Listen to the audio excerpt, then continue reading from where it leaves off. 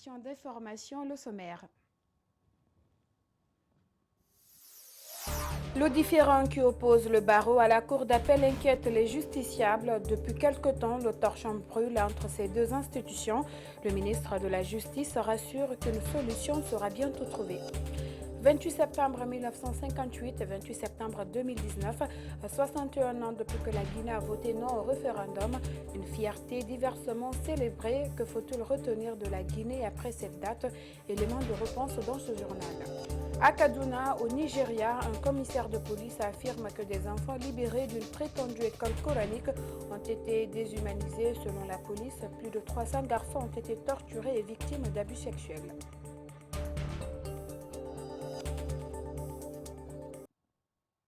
Encore une fois, bonsoir. Le torchon brûle entre le barreau et la cour d'appel à l'heure actuelle. Aucune audience ne se tient là-bas, une situation qui inquiète les justiciables. Mais le ministre de la Justice rassure qu'une solution sera bientôt trouvée à cette crise. Mohamed Lamine Fofana est au micro de Gibril Ba. Bien, ça c'est une question extra comparative. Bon, mais c'est pour non, je peux répondre à la question. Il y a un malentendu entre les avocats et la cour d'appel autour d'un dossier particulier. Bon, dans des cas comme ça, la chancellerie, c'est-à-dire nous sommes obligés de nous impliquer. Nous sommes impliqués et vous verrez que d'ici le début de la semaine prochaine, tout rentrera dans l'ordre. C'est un malentendu qu'on est en train de gérer. Bon, ben, ça peut arriver. On dit chez nous que même la langue et les dents se chamaillent parfois. Voilà, c'est une histoire comme ça. La Guinée, 61 ans après son indépendance, son peuple ressasse son passé glorieux, une fierté qui a été mise à rude épreuve au fil du temps. 61 ans après, que faut-il retenir? Quelles sont les périodes qui ont marqué l'histoire de la Guinée? Des éléments de réponse dans ce commentaire de Gibril Ba.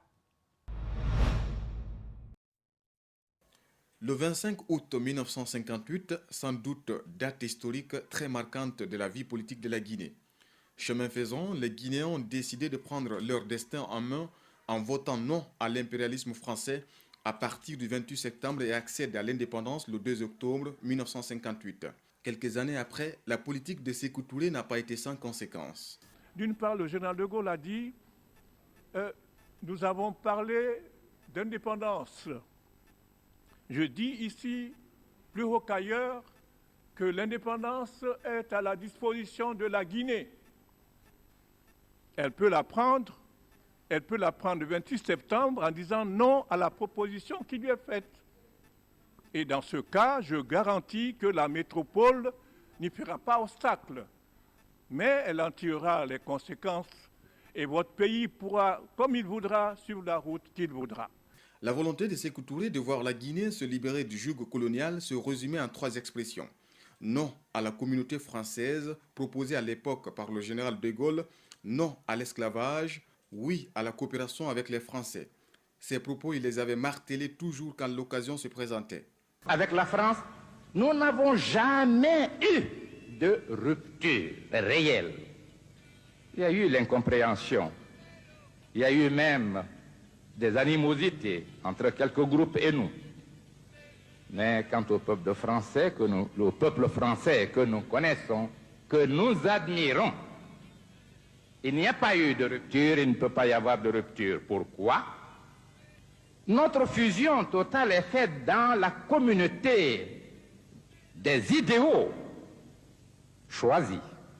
La Guinée, jeune État qui venait à peine d'accéder à son indépendance, faisait face à des agressions, à des complots, des mercenariats, tout cela pour déstabiliser un peuple laissé à son sort, à son histoire, car le colon français avait tout emporté suite à la volte-face du camarade Ahmed Sékou Touré, qui a préféré la liberté dans la pauvreté qu'à la richesse dans l'esclavage. Sékou Touré isolé, abandonné, alors il va tenter de se tourner vers les pays de l'Est et entamer tout azimut un balai diplomatique vers les États-Unis. On a eu quand même une expérience extraordinaire avec Sékou Touré. Le pays était géré démocratiquement du sommet à la base. Il y avait des réunions dans tous les quartiers tous les vendredis, et ça montait comme ça jusqu'au bureau politique. Donc le pays, et puis chaque citoyen recevait son riz son huile, son savon, ses vêtements. L'histoire retiendra durant ces 60 ans de la vie politique de la Guinée un régime libéral prôné par Lansana Conté. Il a ouvert la voie au multipartisme. À la suite de son décès en décembre 2008, son pays se trouve encore dans les mains des militaires. La recette donne des violences politiques et son peuple renoue avec ses réminiscences, longtemps vécues et a du mal à s'en débarrasser. Au soir d'une transition, un président démocratiquement élu redonne de l'espoir, mais sous peu, son régime est tiraillé par des manifestations politiques violemment réprimées. Alpha Condé avait pourtant promis de favoriser la réconciliation, peut-être incompris par ses adversaires politiques. D'une tension politique à une autre, la Guinée malgré tout a su pendant 61 ans se relever. Eux, ses fils, devant l'impossible, ont essayé de s'unir.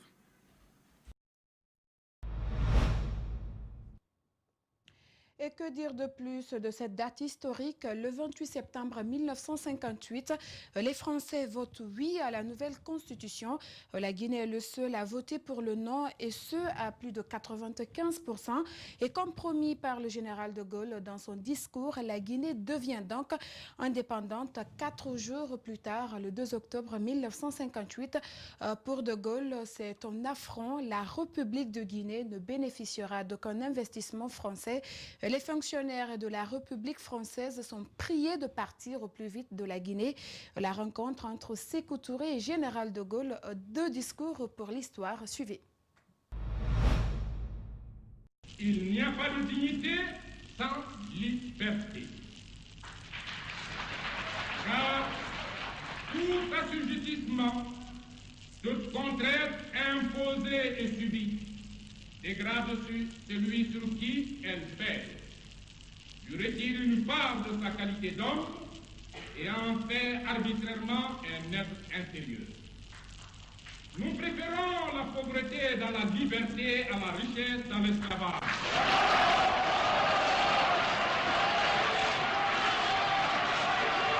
On a parlé d'indépendance, je dis ici plus haut encore qu'ailleurs, que l'indépendance est à la disposition de la Guinée. Et puis dans le cadre de la célébration des festivités marquant le 61e anniversaire de notre indépendance, l'Office national du cinéma, de la vidéo et de la photographie de Guinée, ONACIG, en collaboration avec le Centre culturel franco-guinéen, organise du 26 septembre au 28 octobre 2019 une exposition photo sous le thème Guinée en images. Les activités ont démarré jeudi sous la présidence du ministre des Sports et de la Culture, Mariam Fodé Camara et Aboubakar Din Camara.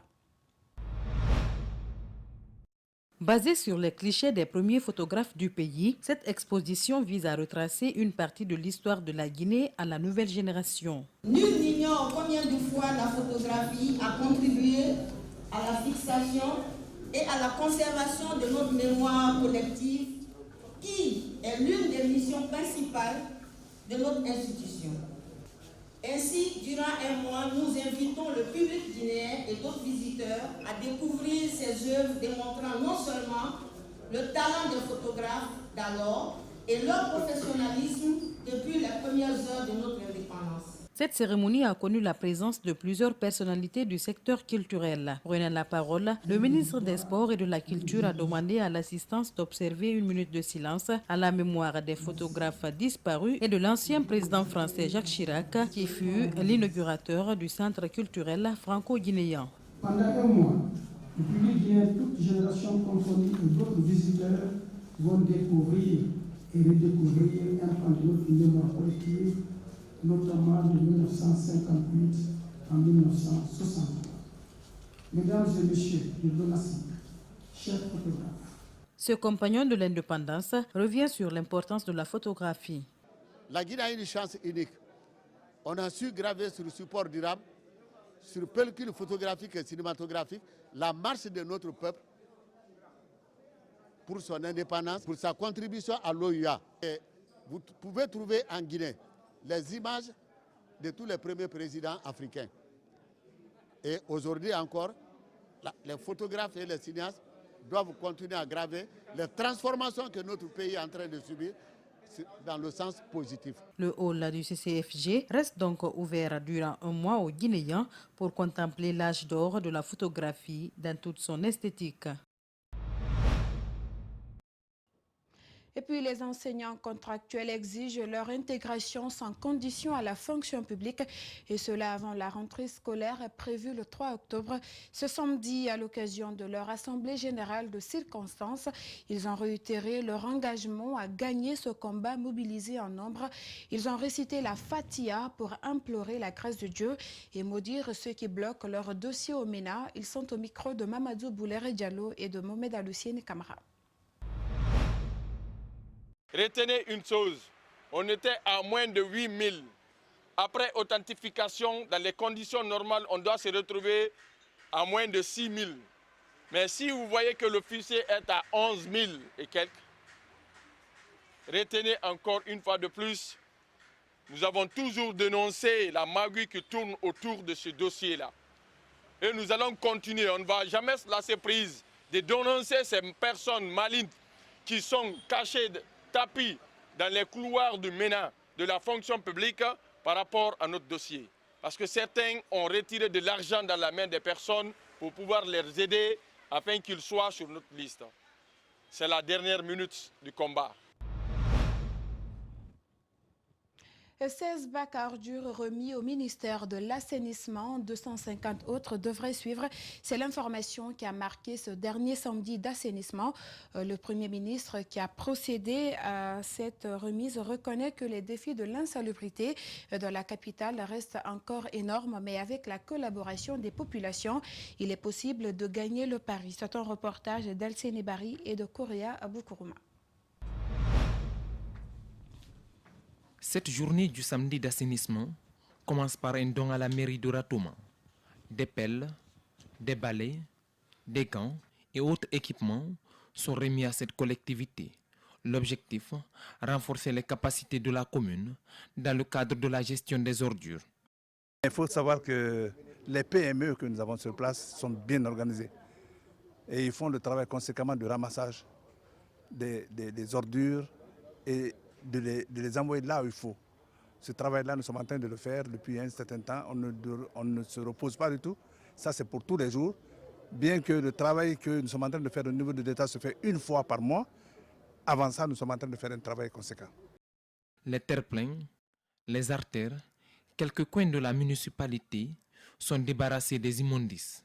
Les points de regroupement, les bacs à ordures, voilà des défis que tente de surmonter le gouvernement. Pour l'occasion, le ministère de l'Assainissement a bénéficié sous l'auspice du Premier ministre des bacs à ordures. Désormais, les ordures ne seront plus à même le sol, seront déversées dans ce bac à ordures. Et il y a des camions qu'on appelle les lève-conteneurs qui viendront enlever de façon régulière et changer les bacs. C'est dans ce cadre-là que ces bacs-là ont été commandés. À la date d'aujourd'hui, nous avons 120 qui sont en cours de montage, 50 sont prêts, 16 ont déjà été livrés il y a quelques jours, les 50 vont également suivre. Et à très court terme, nous avons 200 autres qui vont venir s'ajouter à ce que vous avez. S'il faut d'une part se réjouir de ces bacs à ordures, force est de noter que Conakry est loin d'en finir avec l'insalubrité, reconnaît le Premier ministre. Kassouri Fofana invite les populations à plus de responsabilités dans la gestion des ordures. Dans cette problématique, chacun doit s'y mettre, chacun doit jouer sa partition. La population doit veiller à ce que les ordures ne soient pas lancées n'importe comment, jetées n'importe comment. N'est-ce pas? Une discipline où on les pose, veiller à ce que ce soit là, ne pas mettre dans des fosses qu'on a décurées. Cette initiative a lieu chaque dernier samedi du mois, une manière de stimuler les citoyens pour rendre propre la capitale. C'est un reportage signé Alcéné Bari et Correa Aboukourma. Samedi d'assainissement, les citoyens trouvent encore à redire. Pas tout satisfaits, ils demandent aux autorités d'être plus pragmatiques pour se débarrasser des ordures. Ils sont au micro de Gibril Ba. Personnellement, je ne suis pas satisfait de l'assainissement. Parce que moi, je vois que ceux qui sont en train de faire, ce n'est pas un bon travail. Normalement, l'État devrait recruter, c'est-à-dire une société privée qui doit s'occuper de l'assainissement. Mais ce que je vois ici, vraiment, c'est un travail anormal. C'est pour vraiment fatiguer les gens de vaquer à leur occupation. Parce que ça, ce que j'ai vu, c'est une perte de temps et paralyser le pays. Parce que sinon, je ne vois pas les mouvements, je ne veux pas voir les camions qui sont en train de charger. Je n'ai rien vu, donc je ne comprends pas l'assainissement, c'est comment. Parce que si on dit l'assainissement, ça a trouvé qu'il y a le mouvement, il y a les actions, il y a tout. Il y a les camions. Qu'est-ce que vous proposez aux autorités? Donc, de voir leur façon de faire, quoi. De voir leur façon de faire, pas paralyser la population. Il faut faire amener une société privée qui peut s'occuper de ça. Et vu que les gens sont occupés, ici, la conjoncture de Conakry actuelle, vous le connaissez plus que moi. Quant à moi, il faut envoyer une société privée. Même la nuit, de 0h à 1h, il y a le courant, ils peuvent travailler. Mais comme ça, là, je dirais que vraiment, c'est vraiment une chose bizarre. La nationale Boké-Sangaredi se trouve dans un état de dégradation poussée. Plusieurs compagnies continuent à en faire usage de cette même route nationale. Pour sa reconstruction, le transport de bauxite s'opère par endroits. Toujours est-il qu'aucune action contraignante n'ait été prise par les ministères en charge des mines, encore moins celui des travaux publics, afin de procéder à la réhabilitation de cette route nationale.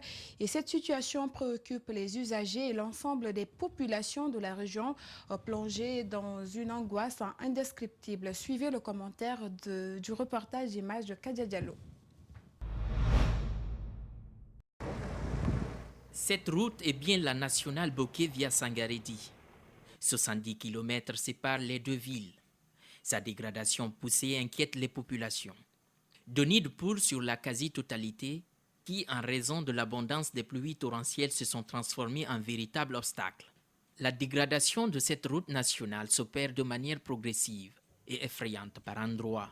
Le constat est tangible et alarmant pour la région qui regorge une dizaine de compagnies minières. Les usagers de cette route interpellent plus d'un l'État quant à la nécessité d'orienter son plan de réhabilitation sur cette route, construite allant de 2003 à 2004 par la compagnie de bauxite de Guinée sur sollicitation de feu général Lansana Conté, à hauteur d'environ 19 millions de dollars. Pour nombre d'observateurs, Boké étant une zone éminemment économique et spéciale devrait bénéficier des infrastructures en conséquence, sachant que la sous-préfecture de Sangaredi à elle seule regorge 4 multinationales. Et puis l'actualité sur le continent au Nigeria, dans une école coranique de Kaduna, des policiers nigérians ont découvert un centre de redressement de torture et de viol pour jeunes enfants. 300 élèves et étudiants de diverses nationalités enfermés et enchaînés. Le propriétaire de l'établissement et ses 10 assistants ont été arrêtés. Les enfants ont été libérés et bénéficient actuellement de l'assistance des autorités. Suivez. Lors d'une descente menée jeudi soir dans une maison du quartier Rigaza, la police de Kaduna a découvert plus de 300 élèves et étudiants de nationalités différentes enfermés et enchaînés. Les responsables de l'établissement les faisaient vivre dans des conditions inhumaines et dégradantes sous couvert de leur apprendre le Coran et de les redresser pédagogiquement, a expliqué à l'AFP le porte-parole de la police de l'État. Le propriétaire de l'établissement et ses 6 assistants ont été arrêtés, a-t-il précisé. Les parents de certaines victimes originaires de Kaduna convoqués par la police ont été choqués et horrifiés quand ils ont vu l'état de leurs enfants, car ils n'avaient aucune idée de ce qu'ils vivaient, selon le même porte-parole.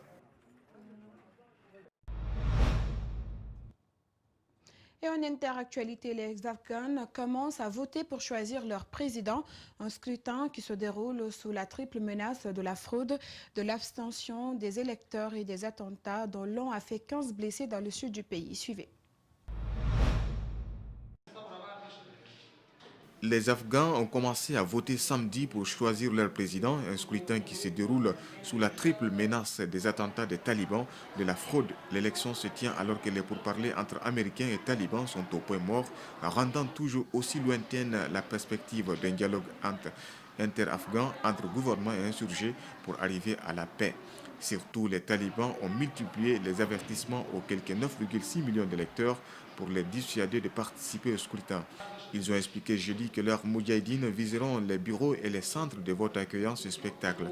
C'est la 4e élection présidentielle dans l'histoire du pays, la première s'étant tenue en 2004. Le scrutin rassemble 18 candidats à un mandat de 5 ans et oppose surtout 2 favoris, l'actuel chef de l'État Ashraf Ghani et son chef de l'exécutif Abdullah Abdullah.